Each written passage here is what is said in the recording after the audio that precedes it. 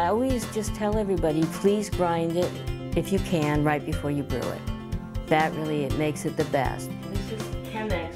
And all of us wonkish coffee people just are so through with those Keurig machines. They're just not ecologically friendly at all, but you don't know how long that ground coffee's been sitting around in that little cup. Here I am, not one of the coffee wonks. I do have the Krug coffee machine, but I also have, because I love Arabicadabra coffee, the individual coffee maker. Grind your own, put it in there, take those little grounds and put them in your roses. They will love you forever. Using the individual bullet, you can have a fresh cup of coffee every single time and don't have to feel bad about it. It doesn't get any better than that.